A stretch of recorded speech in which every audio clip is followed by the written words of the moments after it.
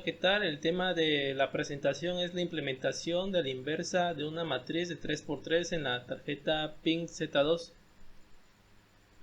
Este trabajo se realizó en colaboración con el doctor José Jacobo Oliveros de la Facultad de Ciencias Físico-Matemáticas de la UAP, el doctor José Rubén Conde Sánchez, también de la misma facultad, con la doctora María Montserrat Morín Castillo de la Facultad de Ciencias de la Electrónica y por su servidor Claudio Guadalupe Cruz Mendoza, actualmente estudiante de la Facultad de Ciencias de la Electrónica.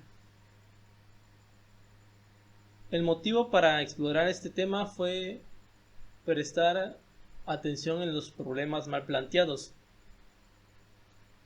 Estos problemas mal planteados son aquellos que no cumplen con los tres criterios de Hadamard. Hadamard pues fue un matemático francés. Los tres criterios son que debe existir una solución al problema, hay como máximo una solución del problema y la solución depende continuamente de los datos. Estos tres criterios básicamente se refieren a la solución respecto a su existencia, su unicidad y su estabilidad. Respecto a la existencia de la solución, esta puede reforzarse ampliando el espacio de la solución. En el caso de que el problema tenga más de una solución, entonces esto indica que hace falta información sobre el modelo. En este caso se pueden incorporar al modelo propiedades adicionales como pueden ser las condiciones de la señal. Tal vez el criterio más importante es el criterio de la estabilidad, ya que si un problema carece de estabilidad, entonces su solución es prácticamente imposible de calcular, porque cualquier medida o cálculo numérico estará contaminado por errores. Y además, si la solución de un problema no depende continuamente de los datos, entonces la solución calculada no tendrá nada que ver con la verdadera solución. Para hablar en un contexto general en la vida cotidiana de cómo se pueden encontrar esas matrices mal condicionadas o sistemas mal planteados, es el caso de el uso de un sensor para posteriormente tratar a esta información. Básicamente el proceso lo compone en tres etapas, que es la etapa de la medición, la del modelo matemático y la discretización. En la etapa de la medición, en la vida general se pueden tomar medidas con una regla o diferentes instrumentos analógicos. Sin embargo, cuando se quiere utilizar un sistema digital se tiene que usar sensores, que básicamente el sensor convierte un estímulo en señal eléctrica. Este estímulo puede ser de tipo magnético, eléctrico, mecánico, térmico, de radiación o cualquier otro fenómeno. Ya en el modelo matemático estos datos se pueden representar mediante una ecuación integral en donde G representa los datos obtenidos de la medición, es decir, las variaciones eléctricas del sensor. K representa las características del instrumento, esto derivado de la calibración u otros factores. F es la función desconocida deseada, es decir, el fenómeno teniendo lugar. El último paso es la discretización, en donde se reemplaza la integral anterior por una fórmula de cuadratura y las variables continuas se cambian por puntos de mallas discretos. Si tomamos en cuenta que los pesos de la fórmula de cuadratura se denotan por W sub J y que J toma valores de L a N, y tomando los puntos elegidos de malla que se muestran, la integral anterior se denota por la sumatoria que se puede apreciar en la diapositiva. Y bueno, la anterior sumatoria se puede expresar en términos matriciales, donde la matriz A por el vector X es parecido al vector B. La forma de determinar si una matriz está bien o mal condicionada es por medio de su número de condición, el cual se obtiene por la norma de la matriz y la norma de la matriz inversa. Si el número de condición es cercano a 1, esto indica que la matriz está bien condicionada. Si el número de condición es significativamente mayor a 1, esto indica que la matriz está mal condicionada. Generalmente los problemas físicamente mal planteados conducen a una mala condición computacional. Y recordando que una matriz esté mal condicionada o un sistema esté mal planteado implica que la solución es extremadamente sensible al error o a los cambios pequeños que pueda tener la entrada con respecto a la salida.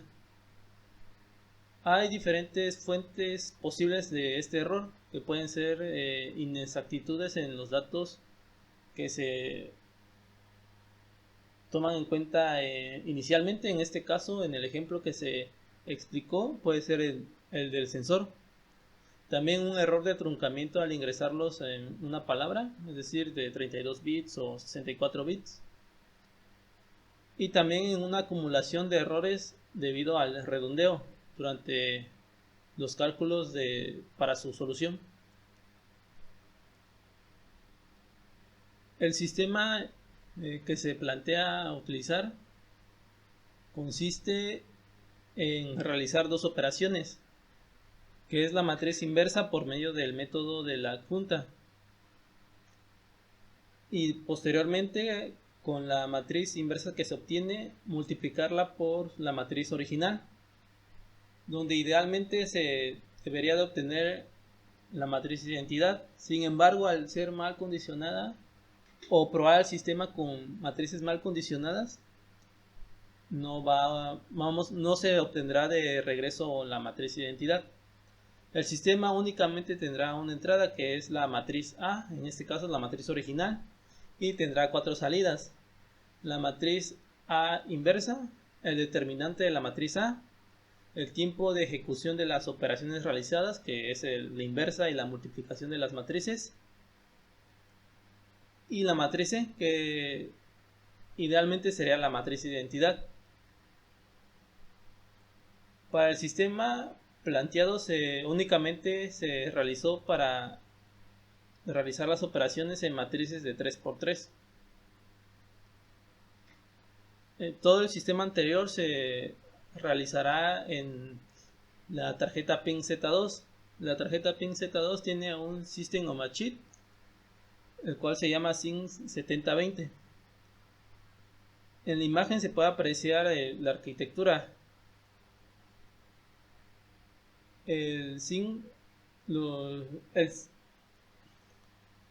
se divide en una parte lógica programable y una parte referente al procesamiento del sistema. Este chip tiene en físico un procesador ARM. Además, se puede hacer uso de un procesador de núcleo blando, es decir, que se realice utilizando la parte programable. Para el sistema realizado se optó por utilizar el procesador físico, el ARM, y en la parte de la lógica programable realizar dos bloques o dos IPs, que son propiedades intelectuales, que se encargarán de realizar la operación de la inversa de la matriz de 3×3 y la multiplicación de la matriz original y de la matriz inversa que se obtiene. En la imagen se puede apreciar la arquitectura utilizada. El flujo de diseño en cuanto a software utilizado se divide en 3 etapas. En la síntesis de alto nivel se realizan los bloques correspondientes a la inversa y la multiplicación. Básicamente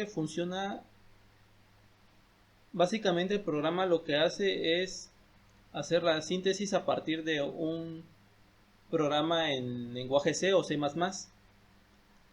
y lo traduce en componentes RTL. Nivel RTL es un nivel de transferencia de registros, esto ya para realizar su implementación física. Un punto importante a mencionar es que esta síntesis que se realiza depende mucho de cómo está estructurado el código en C, por lo que se pueden obtener diversos resultados modificando el código.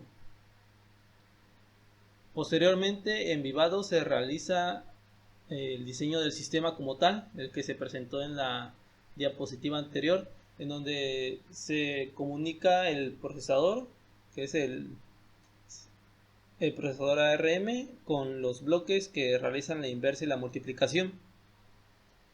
En el SDK, que es el acrónimo para Software Development Kit, se realiza la aplicación en C para cargarlo al procesador ARM. Para realizar la implementación se tomó en cuenta el estándar de la IEEE 754 para números de punto flotante. Básicamente este estándar se compone de tres elementos básicos respecto a cómo está estructurada la palabra del número, el cual consta de un bit de signo que indica si es positivo o negativo, un número de bits que representan el exponente y otro número de bits que representa la mantisa. En este caso, para la implementación únicamente se tomaron en cuenta la precisión single y double, en donde la diferencia entre ellos es el número de bits que utilizan tanto para el exponente y para la mantisa. A los números de precisión single, el número positivo más pequeño es aproximadamente 1.2 por 10 a la menos 38 y el número más grande es 3.4 por 10 a la 38. Para los números de precisión double, el número positivo más pequeño es aproximadamente 2.2 por 10 a la menos 308 y el número positivo más grande es 1.8 por 10 a la 308. Haciendo una pequeña comparación entre ambos tipos de precisión, single y double, la precisión double se utiliza más cuando se requiere más precisión, a diferencia del single. Single se utiliza para una amplia representación, mientras double se utiliza para minimizar la aproximación. También se realizó una implementación utilizando datos de precisión arbitraria, de punto fijo. La estructura que se muestra a continuación corresponde a la que se utiliza en el programa de Xilinx para la síntesis de alto nivel, en donde se tienen que especificar 4 elementos: el ancho de la palabra, en que en este caso se utilizaron 32 bits, el número de lugares por encima del punto decimal, que se utilizaron 15 en este caso, el tipo de redondeo, que fue de redondeo al infinito, en donde se redondea el valor al valor representable más cercano, y este redondeo depende del bit menos significativo. También se tiene que especificar el comportamiento de desbordamiento. En este caso se utilizó el de saturación, en donde se satura al valor máximo en caso de desbordamiento y al valor máximo negativo en caso de desbordamiento negativo. Un dato importante a resaltar es que el uso de saturación puede resultar en un mayor uso de recursos, ya que se necesita una lógica adicional para realizar la saturación, y usualmente este costo aumenta un 20% el uso de recursos. Ya de forma específica, para el módulo de la inversa se utilizó el método de la adjunta como base y se realizó un código en lenguaje C. El módulo como tal va a tener una sola entrada, en que será una matriz de 3×3, y tendrá dos salidas, que será el determinante y la inversa de 3×3. Ya una vez realizada la síntesis, se puede apreciar la figura correspondiente al módulo con sus puertos RTL. Las matrices que se utilizan para la entrada y la salida se almacenan en bloques de memoria independientes.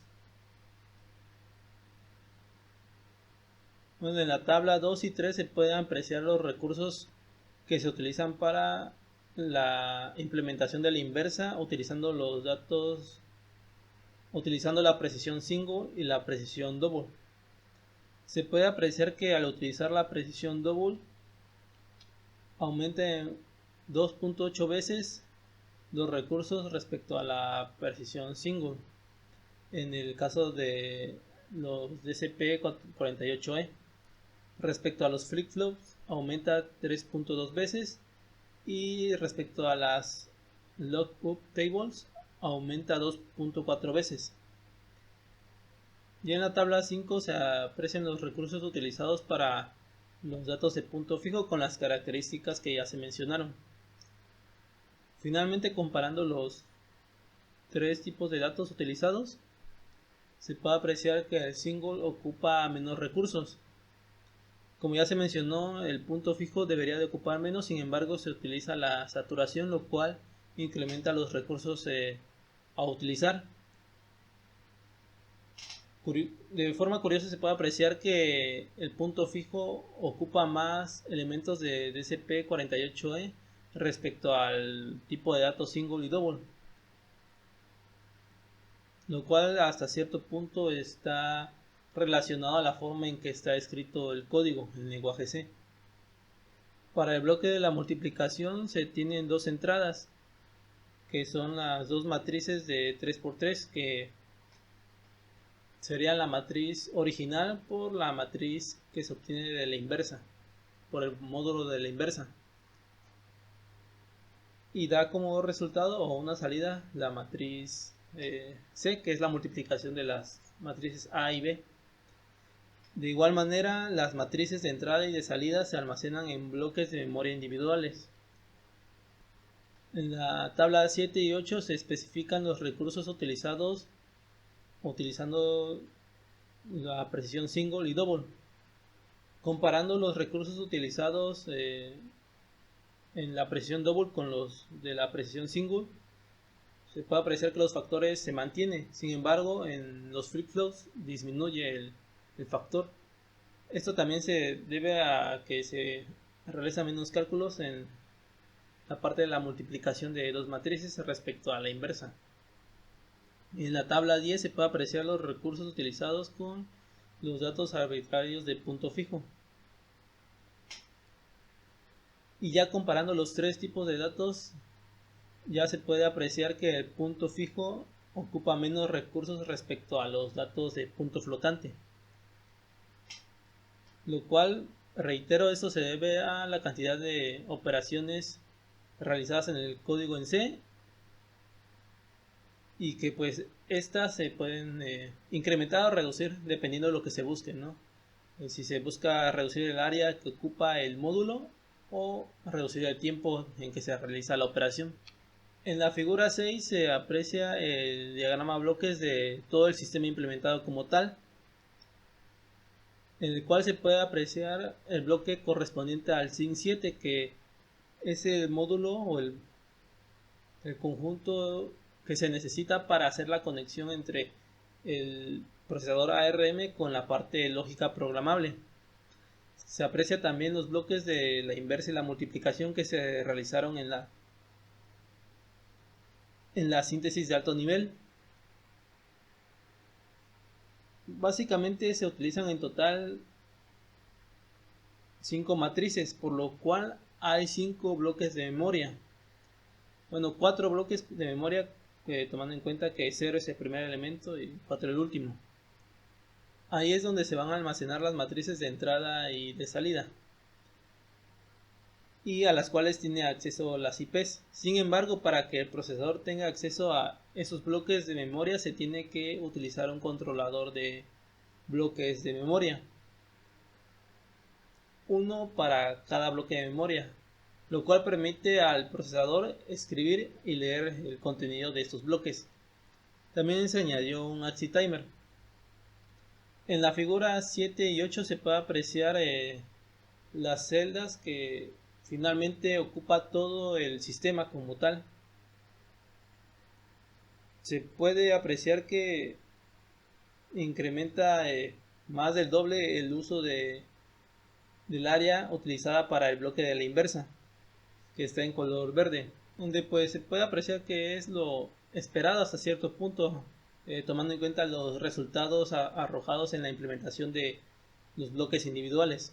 En la tabla 12 y 13 se aprecian los recursos utilizados en total de los sistemas, tanto para los datos de precisión single y precisión double. En la tabla 14 están los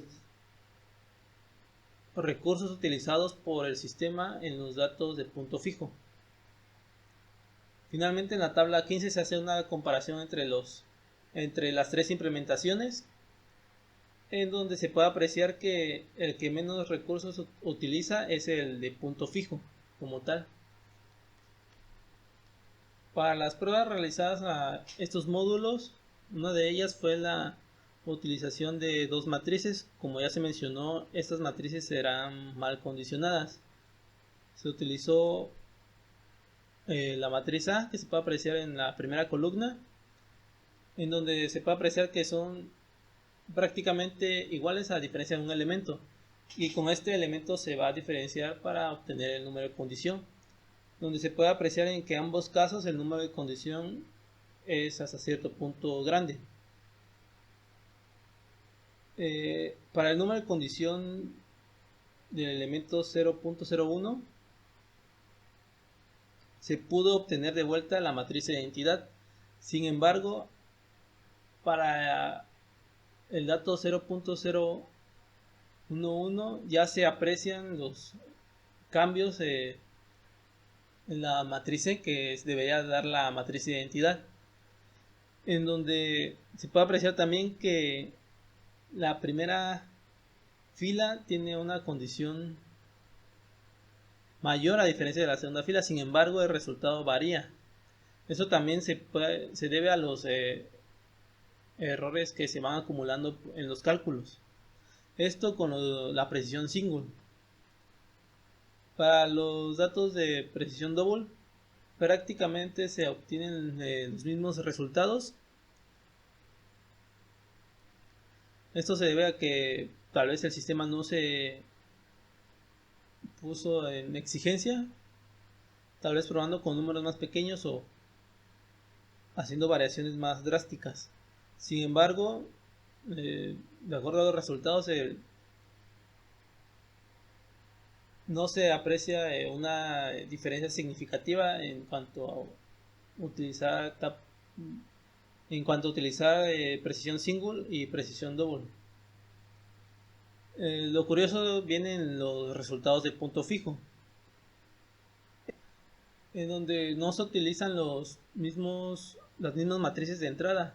Esto se debe al número al que se puede aproximar. Por ejemplo, ahí de 0.01 pasa a 0.100021, y también con el otro valor. Sin embargo, ahí en ambos casos se llega a la matriz de identidad, es decir, al resultado de la matriz C. Una de las cosas que puede sustentar este resultado es debido a las características del punto flotante y el punto fijo, ya que la diferencia entre ambos es que en el punto fijo tiene un número específico de dígitos reservados para la parte entera y la parte fraccionaria, mientras que el punto flotante no tiene un número específico reservados para la parte entera y fraccionaria, por lo que en este caso el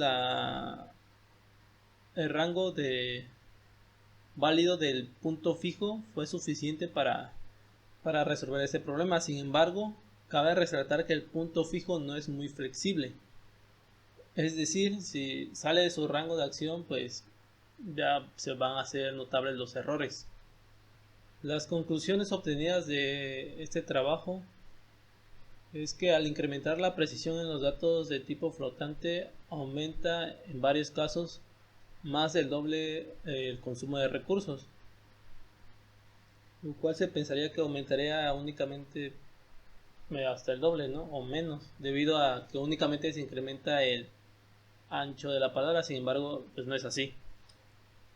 También cabe resaltar que se puede cambiar el código o aplicar directivas que en este caso no se hicieron. Esto buscando optimización en diferentes ámbitos que puede ser el área y la latencia. También se puede apreciar que el uso de datos arbitrarios de punto fijo disminuye el uso de recursos tanto en los bloques de las operaciones como el sistema completo. Para problemas específicos es buena opción utilizar datos arbitrarios de punto fijo. Y si se requiere flexibilidad en el sistema, la opción es utilizar la precisión single. Y estudiar y ver si es necesario utilizar hasta la precisión double. Por último, presento la bibliografía consultada y con esto concluyo mi presentación. Muchas gracias.